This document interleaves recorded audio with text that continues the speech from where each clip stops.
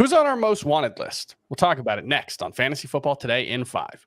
Welcome to FFT in 5. I'm Chris Towers. I'm here with Dan Schneier. And Dan, I did my Philadelphia Eagles preview earlier this week, and I'm really starting to get excited about Rashad Penny, whose ADP is outside of the top 100. And I know everybody looks at it and thinks DeAndre Swift is going to be the lead back in Philadelphia, but I just look at the fact that Rashad Penny's just been a much, much better runner, pure runner in the NFL than DeAndre Swift. You look at yards per carry, it's like 5.7 career for Rashad Penny to like 3.9 for DeAndre Swift. Now yards per carry, team context, there's a lot that goes into it. Not a perfect stat, but then you look at like the next gen stats and rush yards over expected and all. Rashad Penny has been borderline elite in those metrics across the board whenever he's been healthy. Obviously, big question, staying healthy, but that's been an issue for DeAndre Swift too. So I look at it and think, at least at the start of the season, I think there's a pretty good chance Rashad Penny's in that Miles Sanders role, and DeAndre Swift is more of a role player, not necessarily a gadget back, but not necessarily as big a part of the offense as Rashad Penny. You know, maybe it's 15 carries per game for Rashad Penny with the goal line work versus 8 to 10, maybe a couple targets for DeAndre Swift.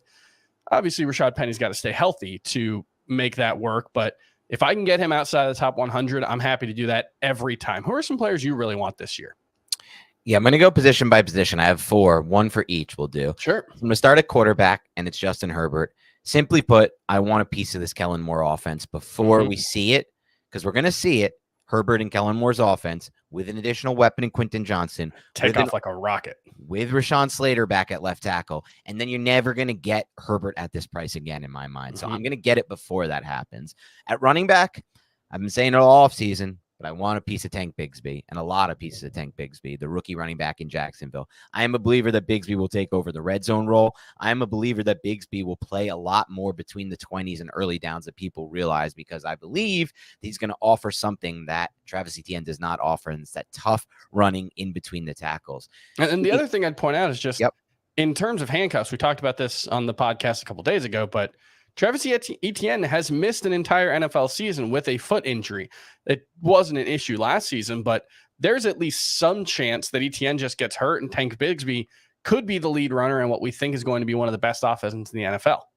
And if you look at the way that Etienne runs, this is getting a little inside baseball, maybe too inside baseball, but he has that weird style inside football. It's that weird style of running. I think someone compared it like a duck style. It's like with the feet open, and maybe that is what's putting so much pressure on his feet. I don't know, but it's something to consider. A receiver I want a lot of is Calvin Ridley, and I know the price keeps soaring, and it's going to be harder and harder to get, but I don't even care, Chris. I just don't. You can still get him in round 3, and he has a chance to be a top 5 wide receiver in my mind, just based on talent alone and because I like the quarterback situation. Then lastly, at tight end, it's gonna happen, and the price is gonna rise, but I don't think it can rise to the point where I'm not gonna take him. It's Darren Waller. Darren Waller has been targeted so much so far in the first 2 practices for the Giants. 4 targets in team periods today in the first 7 passes. Had to come off the field just so someone else could get a target. Yeah, that's what I was gonna say. I saw that report. Yeah. That they basically took him off the field so Daniel Jones would throw to someone else. Yes.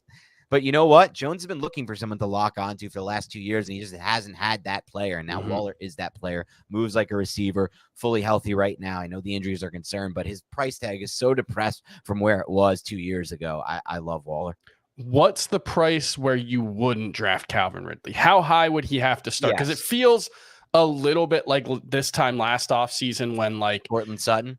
Cortland Sutton is the one that I was going to say. Yeah, where he started out in like that wide receiver 2 range, and then we got really good reports out of camp.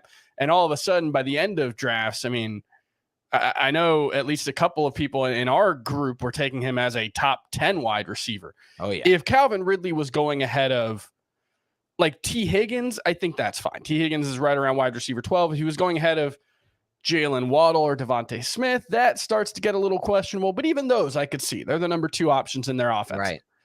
Would you take him over Garrett Wilson?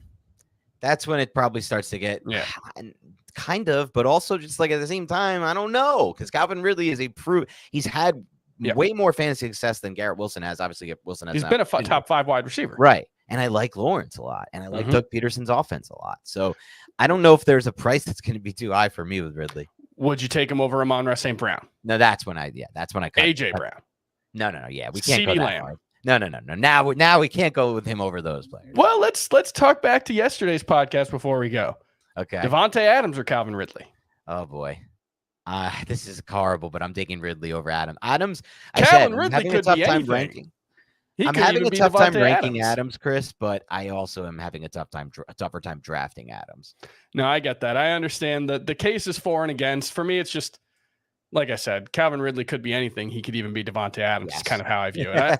Right. I understand the case for Calvin Ridley. It's just Devontae Adams has been a top 5 receiver basically every time he's stepped on the field for like half a decade. So yes. I would have a tough time doing that one, but I definitely get it. I think I'm going to end up not drafting very much Calvin Ridley, especially in the mock drafts that we do as a staff, because it seems like everybody's falling in love with him. And I totally get it. It's just he's more like wide receiver 15 for me. So right. That's going to do it for FFT and 5. We'll see you next week.